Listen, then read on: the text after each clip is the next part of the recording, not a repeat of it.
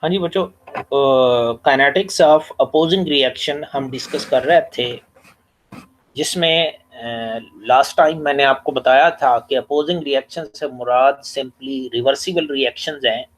ये ऐसे रिएक्शंस हैं जो दोनों डायरेक्शंस में होते हैं, यानी इसमें रिएक्टेंट प्रोडक्ट में और प्रोडक्ट बैकवर्ड रिएक्टेंट में कन्वर्ट हो रहे होते हैं। इनकी डिफरेंट टाइप्स हो सकती हैं, जिसमें first order opposed by first order opposed by second order opposed by first order, second order opposed by second order.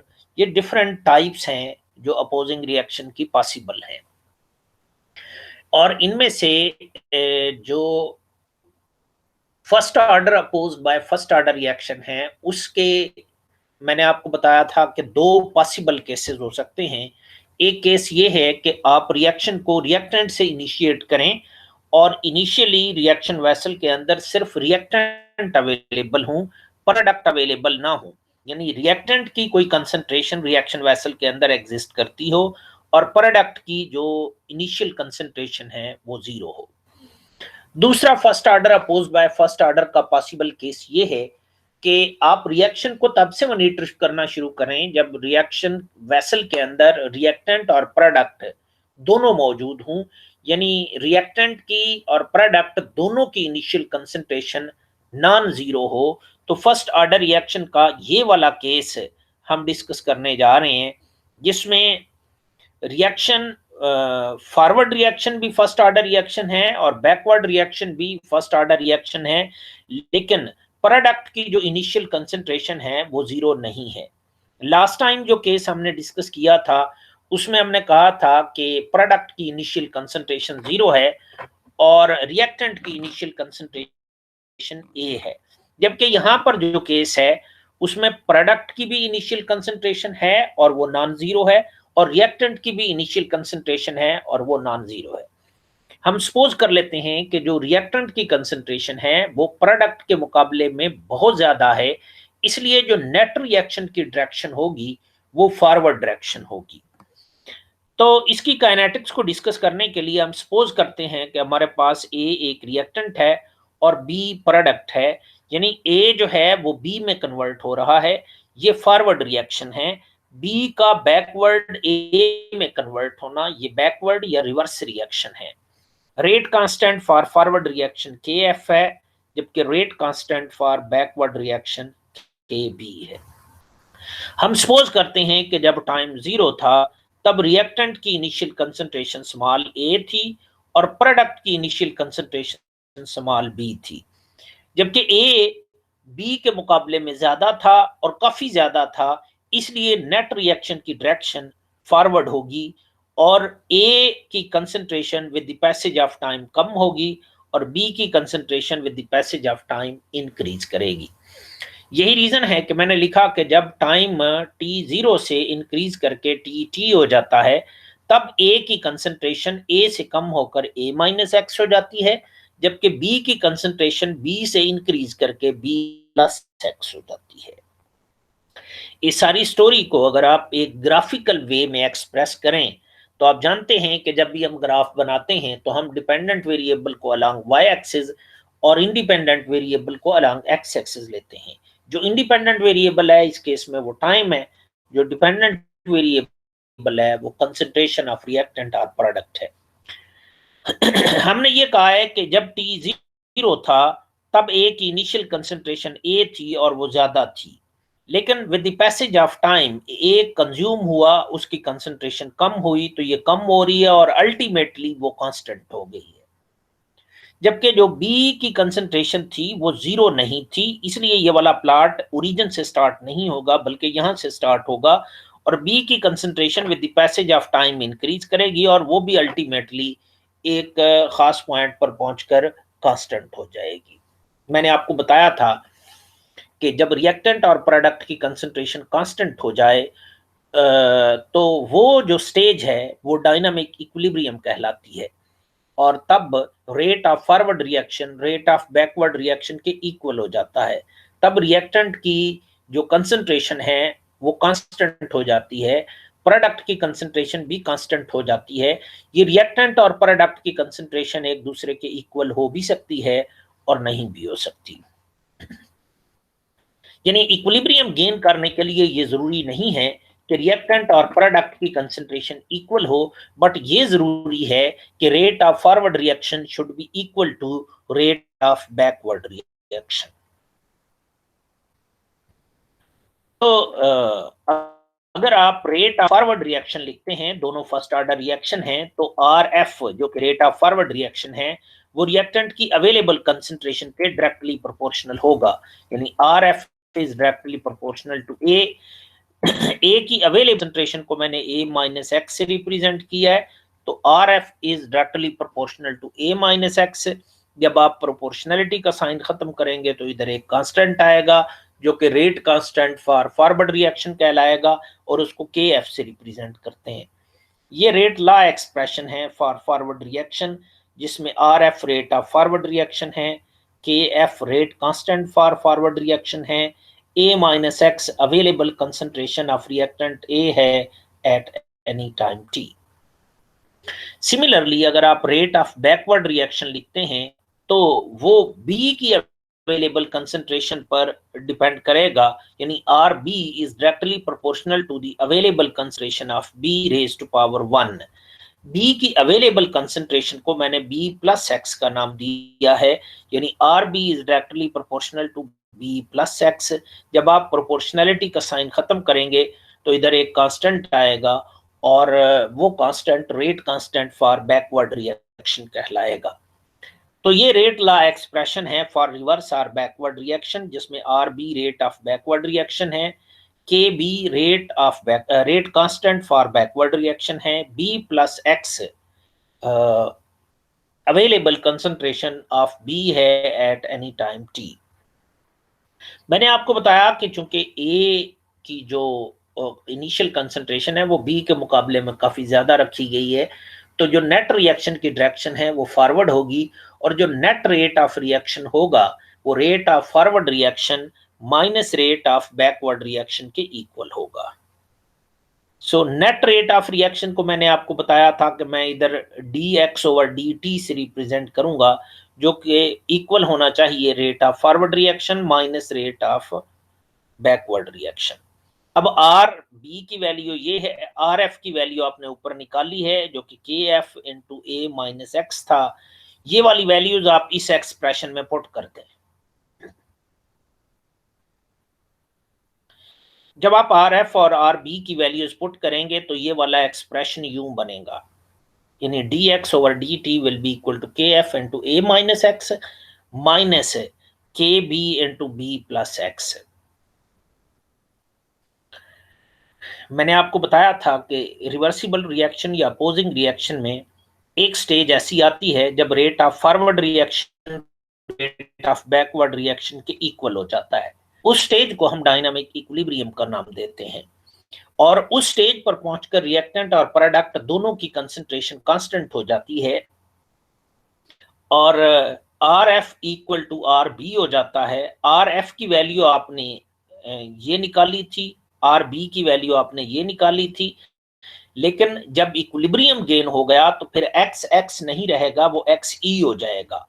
तो एक्स को एक्स ई से हम रिप्लेस कर देंगे तो ये बनेगा K F into A minus x E is equal to के B into B plus X E. यहां से के बी की वैल्यू निकाल लें, यानी बी प्लस एक्स ई को दूसरी साइड पर ले जाएं तो ये डिनोमिनेटर में आ जाएगा। अब ये जो के बी की वैल्यू है ये आप इस एक्सप्रेशन में 5.56 के अंदर के बी की वैल्यू जो आपने यहां से निकाली है वो इधर आप पुट कर देंगे। इधर आप पुट करेंगे तो ये वाला जो एक्सप्रेशन है ये यूं बनेगा। जस्ट मैंने के बी की जो वैल्यू निकाली थी इन टर्म ऑफ के एफ वो यहां मैंने पुट कर दी है। इसको आप सिंप्लीफाई करें, ये के एफ और ये के एफ कॉमन ले लें, बाकी का आप एलसीएम लेंगे तो ये वाला एक्सप्रेशन बनेगा। अब आप यूं करें कि इसको आपस में मल्टीप्लाई कर दें और इनको भी आपस में मल्टीप्लाई कर दें। अगर मैं ए को बी से मल्टीप्लाई करूंगा तो ए बी, अगर मैं ए को एक्स ई से मल्टीप्लाई करूंगा तो प्लस ए एक्स ई, अगर मैं माइनस एक्स को बी से मल्टीप्लाई करूंगा तो माइनस एक्स, अगर मैं माइनस एक्स को एक्स ई से मल्टीप्लाई करूंगा तो एक्स इंटू एक्स ई आएगा। ये माइनस मैंने इधर ही रहने दिया है, मैंने ए को बी से मल्टीप्लाई किया तो ए बी, ए को एक्स से मल्टीप्लाई किया तो ए एक्स, माइनस एक्स ई को बी से मल्टीप्लाई किया तो माइनस एक्स बी, और एक्स माइनस एक्स ई को एक्स से मल्टीप्लाई किया तो माइनस एक्स ई एक्स आ जाएगा। अब ये जो ब्रैकेट है इसकी आउटसाइड पर माइनस है, जब आप इसको ओपन करेंगे तो अंदर वाले जो क्वांटिटीज हैं उनका साइन चेंज हो जाएगा, यानी ये A B minus A B हो जाएगा, ये माइनस ए एक्स हो जाएगा, ये माइनस की बजाय प्लस बी एक्स ई हो जाएगा, और ये भी प्लस एक्स ई एक्स हो जाएगा। अब आप इसमें देखें कि कुछ क्वांटिटीज ऐसी हैं जो कैंसिल आउट हो जाएंगी, मसलन x x into X E ये पॉजिटिव है और ये नेगेटिव है, तो ये आपस में कैंसिल हो जाएंगे। ये माइनस ए बी, ये माइनस है और ये ए बी प्लस है, ये कैंसिल आउट हो जाएंगे। जो कैंसिल होंगे उनको निकाल दें, जो बाकी बचेगा वो ये होगा ए X E minus B x minus ए एक्स प्लस बी एक्स ई। इसमें आप ऐसे करें कि जो एक्स ई वाली टर्म्स हैं उनमें से एक्स ई को कॉमन ले लें, यानी ये A X E plus B X E, तो यहां से एक्स ई कॉमन लेंगे तो ये A plus B into X E रहेगा। यहां से माइनस एक्स कॉमन ले लें इन दो टर्म से, ये जो दो टर्म्स हैं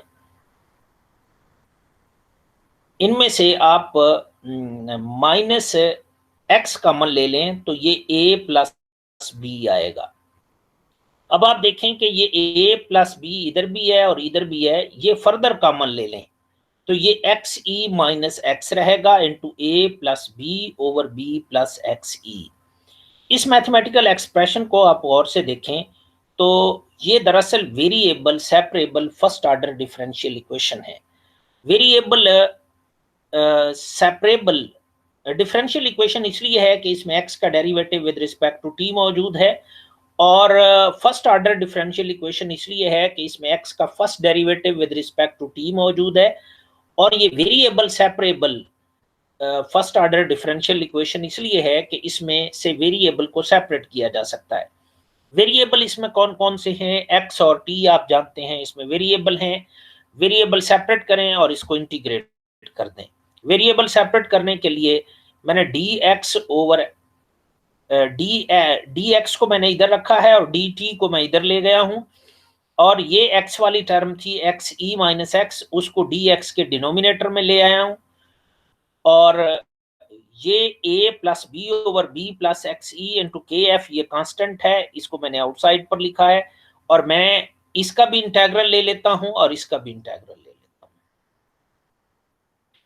तो अब आप जानते हैं कि ये जो डी टी का इंटेग्रल है ये तो टी होता है प्लस कांस्टेंट ऑफ इंटीग्रेशन होता है, जबकि इधर आप फार्मूला यूज करते हैं एक्स ई माइनस एक्स का अगर आप डेरिवेटिव लेते हैं तो वो -1 आता है।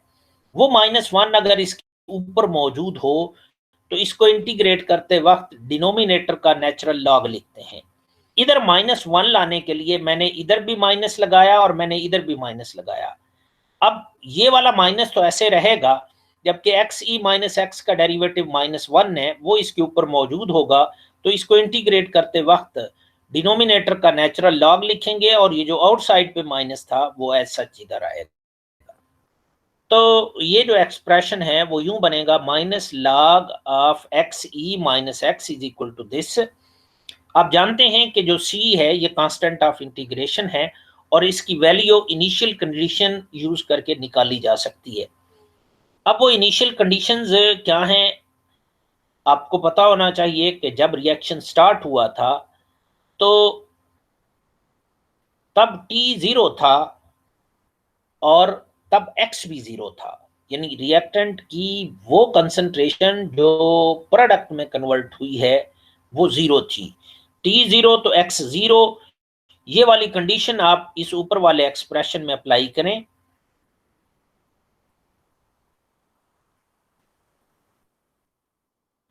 I mean, T0 करें और X0 करें, तो T0 पर ये सारी की सारी टर्म 0 हो जाएगी और इधर X0 हो जाएगा, तो C की value minus log of XE आएगी। वो वैल्यू आप निकालें और यहां पर C की जगह पे पुट कर दें। ये C की वैल्यू आई है, इसको ऊपर वाले एक्सप्रेशन में पुट कर दिया है, तो ये माइनस log ऑफ XE आएगा। ये माइनस log ऑफ XE को आप दूसरी साइड पर ले जाएं तो ये प्लस हो जाएगा। इस पर आप log फार्मूला अप्लाई करेंगे तो ये log of XE divided by XE minus X हो जाएगा। तो ये एक मैथमेटिकल एक्सप्रेशन आएगा। इस एक्सप्रेशन को अगर आप और से देखें तो ये इक्वेशन ऑफ स्ट्रेट लाइन है पासिंग थ्रू द ओरिजिन, जिसमें log of XE over XE minus X as a whole dependent variable y है, जबकि ये जो t है ये इंडिपेंडेंट वेरिएबल x है और ये y is equal to mx plus c type expression है। इसके अकॉर्डिंग अगर आप प्लॉट बनाते हैं तो प्लॉट स्ट्रेट लाइन होगा और ओरिजिन से पास करेगा। प्लॉट की सिग्निफिकेंस ये होगी कि उसकी स्लोप से rate constant for forward reaction की वैल्यू निकाली जा सकती है। शर्त ये कि आप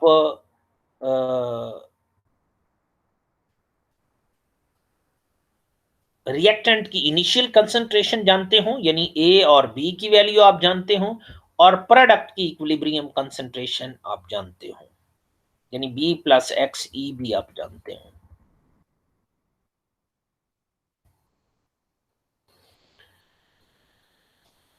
तो आपने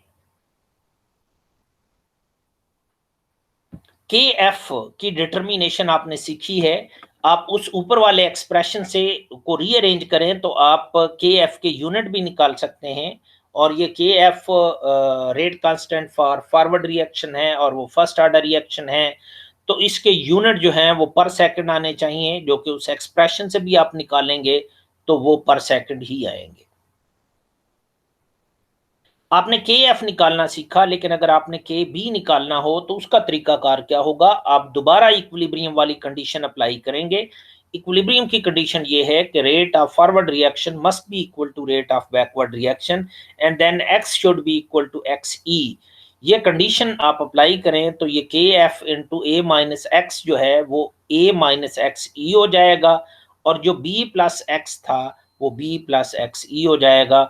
और यहां से आप के एफ निकाल लें, ये दूसरी साइड पर जाएगा तो ये K B into B plus X E पर डिवाइड हो जाएगा, तो के एफ की ये वैल्यू आएगी। अब के एफ की ये वैल्यू आप ऊपर वाले एक्सप्रेशन में जो आपने इक्वेशन ऑफ स्ट्रेट लाइन लिखी है इन टर्म ऑफ के एफ उधर पुट कर दें। तो उधर आप पुट करेंगे तो ये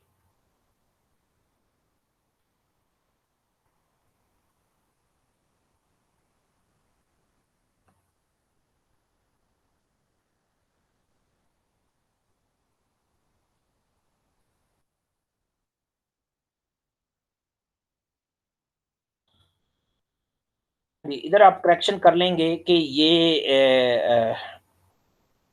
यहां पर के एफ नहीं आएगा। के एफ की वैल्यू आप ऊपर वाले एक्सप्रेशन में यहां पर पुट करेंगे। यहां पर के एफ की जो वैल्यू आपने निकाली है वो पुट करेंगे, बाकी चीजें उसमें से कैंसिल आउट करेंगे, तो ये जो एक्सप्रेशन बनेगा वो यूं बनेगा।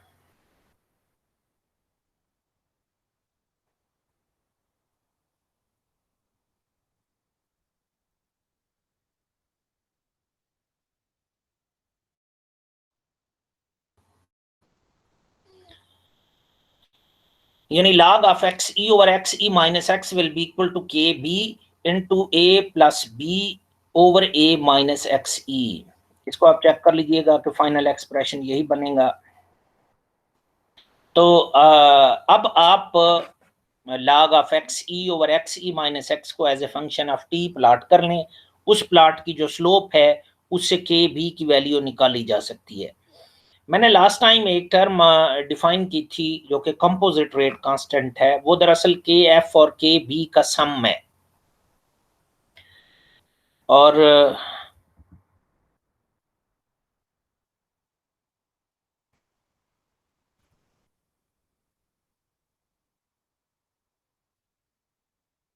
दोबारा एक दफा इक्विलिब्रियम की जो कंडीशन है वो अप्लाई करें, यानी rate of forward reaction should be equal to rate of backward reaction and X should be equal to X E. ये कंडीशन आप अप्लाई करें, इसको सिंप्लीफाई करें, यहाँ से एक्स ई की वैल्यू निकालें। ये एक्स ई की वैल्यू उधर जो के एफ वाला एक्सप्रेशन था उसमें आप पुट कर देंगे, यानी ये बी प्लस एक्स ई था ना, तो एक्स ई की जगह पर ये आप वैल्यू पुट करेंगे, इसको आप सिंप्लीफाई करेंगे, तो ये जो फाइनल एक्सप्रेशन आएगा वो ये होगा, log of xe over xe minus x into kf plus kb into t। तो अब अगर आप log of xe over xe minus x को as a function of t plot करें तो इस प्लॉट की जो स्लोप है वो आपको kf प्लस kb की वैल्यू देगी, यानी आपने जस्ट जो स्लोप है इस प्लॉट की वो दोनों रेट कांस्टेंट के सम के इक्वल होगी। इस तरह आप कंपोजिट रेट कांस्टेंट की वैल्यू निकाल सकते हैं। अगर आपके पास कंपोजिट रेट कांस्टेंट की वैल्यू मौजूद है और आपके पास इक्विलिब्रियम कांस्टेंट की वैल्यू भी मौजूद है तो आप इंडिविजुअल रेट कांस्टेंट की वैल्यूज कैलकुलेट कर सकते हैं।